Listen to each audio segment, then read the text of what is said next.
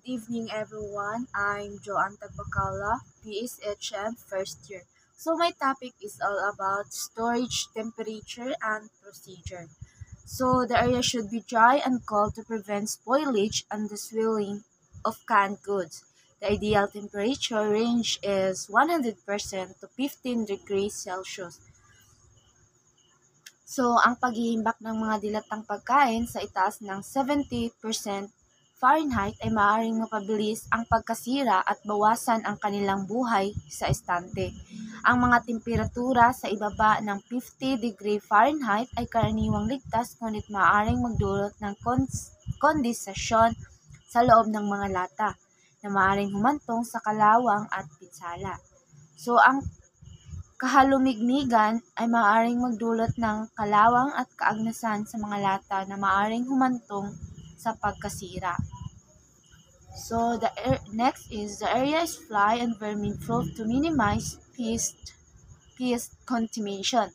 So, ang ibig sabihin ng fly and vermin proof ay ang lugar ay dapat na protektahan mula sa mga langaw at iba pang mga peste na maaaring magdala ng mga mikrobyo at kontaminasyon. So, for example, ang paggamit ng mga screen sa bintana at pinto upang maiwasan ang pagpasok ng mga langaw at ang pag-iimbak ng mga pagkain sa mga lalagyan na hindi madaling maabot ng mga daga at ipis. So, sa madaling salita, mahalaga na panatilihing malinis at ligtas ang lugar mula sa mga peste upang maiwasan ang kontaminasyon ng mga pagkain. So next is the area should be well lit and ventilated to deter pest and to allow staff to see what they are doing and identify and remedies spillage. Ang ibig sabihin ng well lit and ventilated ay dapat na maaliwalas at may sapat na ilaw ang lugar. Ito ay mahalaga para sa dalawang dahilan. Una, ang pag-iwas ng mga peste. Ang ikalawa, kaligtasan at kahusayan. So for example, ang paggamit ng mga fluorescent lights para sa mas mahusay sa pag-ilaw at ang pag-i-install ng mga exhaust fans para sa mahusay na ventilasyon.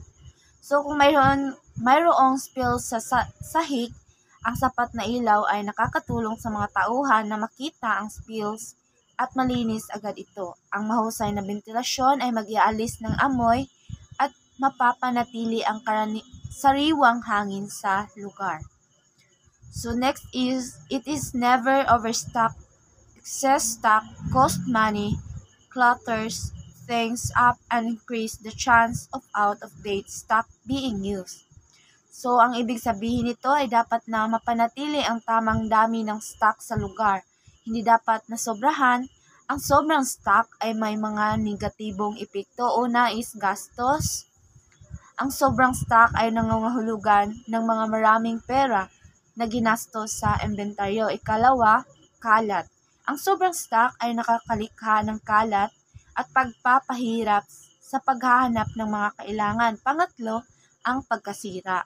So, ang sobrang stock ay maaaring magresulta sa pagkasira ng mga produkto dahil sa paglipas ng panahon. For example, ang pag-order ng tamang dami ng stock batay sa pangangailangan at pag-iwas ng pag-order ng sobrang dami. So, ito siya ang saktong pamaagi. So, next is, it is fitted with doors which make a proper fit when fully closed to help exclude pest. Ang ibig sabihin ng fitted with doors which make a proper fit when fully closed ay ang mga pintuan ng lugar ay dapat na maayos na nakakabit at nagsasara ng mahigpit upang maiwasan ang pagpasok ng mga peste.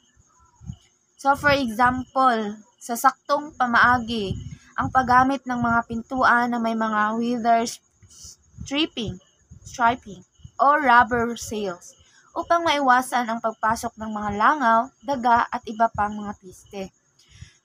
So, next is, shelving must be at least 15 cm above floor level to enable air circulation around produce and to allow mops and brooms to to allow mops and brooms to reach under shelves when cleaning. So, ang ibig sabihin ng shelving must be at least 15 centimeters above floor level ay ang mga estante ay dapat na nasa taas na hindi pababa sa 15 cm mula sa sahig. Ito ay mahalaga para sa dalawang dahilan. Una is ang daloy ng hangin. Ang pag-iwan ng espasyo sa pagitan ng mga estante at sahig ay nagbibigay daan sa daloy ng hangin sa paligid ng mga produkto na nakakatulong na maiwasan ang pagkasira at pagtubo ng amag. Pangalawa ay madaling paglilinis. Ang sapat na taas ng pagbibigay daan sa mga tauhan na maabot ang ilalim ng mga estante gamit ang mga walis at mop para sa madaling paglilinis. So, ang saktong pamaagi is ang pag-install ng mga estante na may taas na hindi bababa sa 15 cm mula sa sahig. Next is isles should be wide enough to allow room for cords of dollies which should be used to prevent possible injuries in lifting. Ang ibig sabihin ng isles should be wide enough to allow room for carts or dollies. Ay ang mga pasilyo ay dapat na sapat na lapad upang pagkaroon ng espasyo para sa mga kariton o dollies. Ito ay mahalaga para sa kaligtasan at kahusayan. So, para safety, ang paggamit ng kariton o dollies ay nakakatulong na maiwasan ang mga pinsala sa pagbubuhat ng mabibigat na bagay. Ang sapat na lapad ng pasilyo ay nagbibigay daan sa ligtas na paggamit ng mga kariton at dollies nang hindi nakakasalubong ang ibang tao o bagay. So, ang sapat na lapad ng pasilyo ay nagpapabilis sa pagkalaw ng mga tao at kagamitan na nakakatulong sa pagbilis ang paghahatid ng mga produkto at paglilinis. Next is, food storage containers should be cleaned and sanitized before being reused, refilled to guard against batch mixing. Ang ibig sabihin ng food storage container should be cleaned and sanitized before being reused or refilled ay ang mga lalagyan ng pagkain ay dapat na linisin at disinfektahin bago muling gamitin o punan. Okay. Ito ay mahalagang upang maiwasan ang paghahalo ng iba't ibang uri ng pagkain at posibleng kontaminasyon. For example, ang sakto nga pamaagian is ang paglilinis ng mga lalagyan gamit ang sabon at tubig. At ang pagdidisinfekta gamit ang bleach, solution o iba pang mga disinfektante. Disinfekante. So, ang saktong pamagi, for example, kung ang isang lalagyan na ginagamit para sa paghihimbak ng manok ay hindi maayos na malinis at dinisinfekta bago muling gamitin para sa paghihimbak ng prutas, maaaring magkaroon ng kontaminasyon. Ang paglilinis at pagdidisinfekta ay nakakatulong na maiwasan ang ganitong uri ng kontaminasyon. So next is, any canned or bottled foods must be transferred to an opponent container and refrigerated once the container has been opened. Ang ibig sabihin ay any canned or bottled foods must be transferred to an appropriate containers and refrigerated once the container has been opened. Ay ang mga dilata o dibote na pagkain ay dapat ilipat sa isang angkop na lalagyan at ilagay sa refrigerator pagkatapos buksan ang original na lalagyan.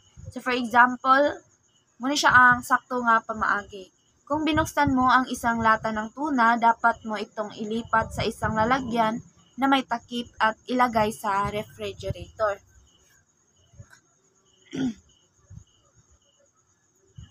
Next is refrigerated products. Refrigerated storage is used for fruit and vegetables, dairy products, meat, and all others potentially potentially hazardous foods to delay their deterioration and decomposition. Ang ibig sabihin ay ay ang paggamit ng refrigerator para sa paghihimbak ng mga prutas, gulay, mga produkto gawa sa gatas, karne at iba pang mga pagkaing maaaring magdulot ng sakit ay mahalaga upang maiwasan ang mabilis na pagkasira at pagkabulok ng mga ito. So for example, sa prutas at gulay. Ang mga prutas at gulay ay mabilis na nasisira kapag naiwasan sa labas ng ref. Ang pag-iimbak sa refrigerator ay nakakatulong sa pagpapanatili ang kanilang sariwang hitsura at lasa ng mas matagal. So, sa mga produkto naman gawa sa gatas, ay mga produktong gawa sa gatas tulad ng gatas, yogurt, at keso ay mabilis na masisira kapag naiwan sa labas ng ref. Ang pag-iimbak sa refrigerator ay nakakatulong na maiwasan ang paglaki ng mga mikrobyo at mapanatili ang kalidad ng mga produktong ito. So sa karne naman ay isa sa mga pagkaing mabilis na masisira. Ang pag-iimbak sa refrigerator ay nakakatulong na maiwasan ang paglaki ng mga mikrobyo at mapanatili ang kaligtasan ng karne. Next is keep foods of 4 degrees Celsius to 39 degree Fahrenheit or colder. The soft temperature for refrigerated storage. So, ang ibig sabihin ay ang mga pagkain na dapat ilagay sa refrigerator ay dapat na panatilihin sa temperatura ng 4 degrees Celsius o mas mababa pa. Ito ang ligtas na temperatura para sa pag-iimbak ng mga pagkain sa refrigerator upang maiwasan ang paglaki ng mga mikrobyo at pagkasira. So, for example, ang karne ay dapat na iimbak sa refrigerator sa temperature na 4 degrees Celsius o mas mababa pa. Sa product naman na gawa sa gatas ay ang mga produktong gawa sa gatas tulad ng yogurt, keso at dapat na iimbak sa refrigerator sa temperature na 4 degrees Celsius o mas mababa pa. Same din sa prutas at gulay.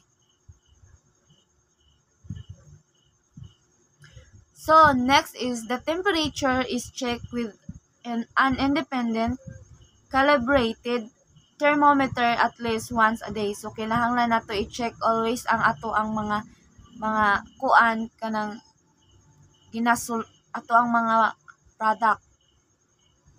Kailangan siya always nga gina-check. Pinaagi sa thermometer. Yes. Keep cold room refrigerators in good working order. Maintain a regular servicing contract with a local refrigerator repair company. Next is do not overcrowd the cold room to enable oil to circulate freely around food item. Next is clean refrigerator regularly. Shelves should be shallow and well vented to make such cleaning quick and easier. So, dapat i-clean nato always ang refrigerator. So, potentially hazardous raw food is separated from cooked and or ready-to-eat foods. So, raw products below, never above cooked or ready-to-eat products. So, kailangan i-separate siya, no, ang mga kinahanglan paluton or kanang ready to eat ng mga foods.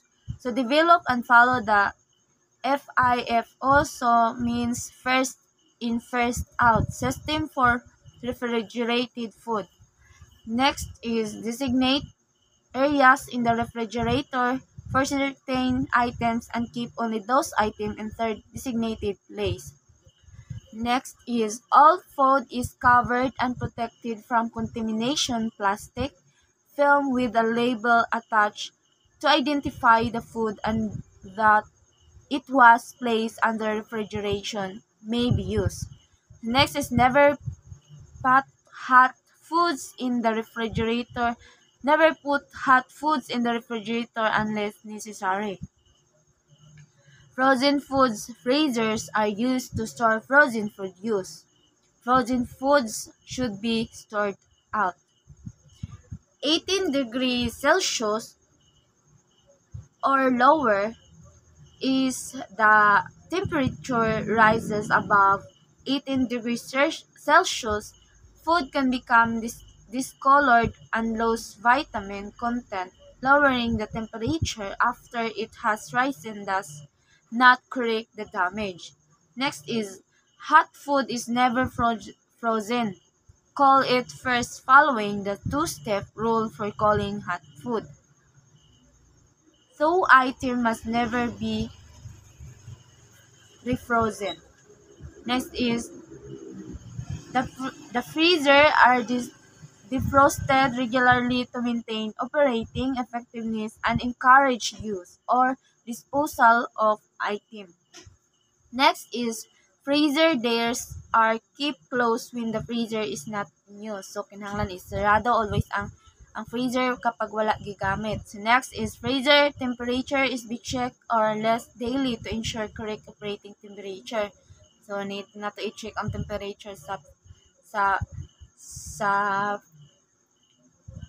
freezer kung sakto ra ba ang iyang mga temperature, operating temperature. Next is large pieces amounts of food are not frozen as this encourage other to defrost the item and then refreeze in the practice means freezing slices rather than slabs or of meat. Next is using shallow storage container rather than deep ones. Next is manufacturer's instruction regarding to storage of frozen food products are followed. This may relate to storage temperatures and the length of time the products can be stored for quality and safety reasons. Thank you.